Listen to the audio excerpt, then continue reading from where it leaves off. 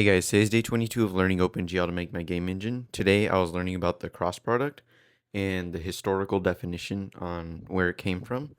Recently, I've been just trying to dive really deep into how each function was made. So later on in the future, when I want to make, I guess, my own type of function or formula to calculate something, I really know what to look for and how to create it without having to rely on functions that were just given to me, and I know the end result, but I don't know the internal abstraction on how it works. I like knowing how the abstraction works and being able to utilize it.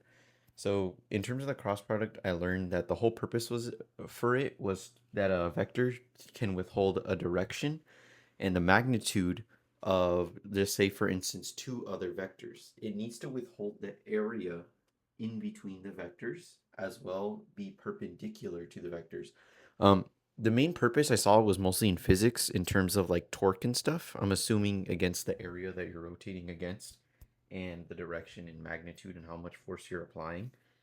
Depending on that, you could calculate something like the torque or something, for instance. That was mostly the historical reasoning, and what I got from that was most of the equations were built off of like a really long time. It almost like seems to me that I can figure it out instantly, but I have to realize that within years or hundreds of years, people have spent time learning different identities and combining these identities to withhold certain properties.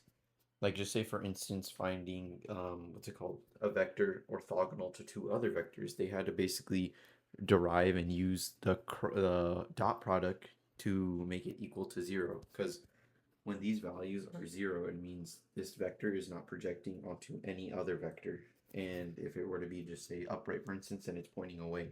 So the dot product withholds projection, and the cross product withholds a directional magnitude that relates to the area, as well as withholds perpendicularity to two other vectors.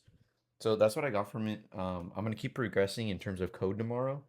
I got the intuition, and now I'm kind of ready to start again.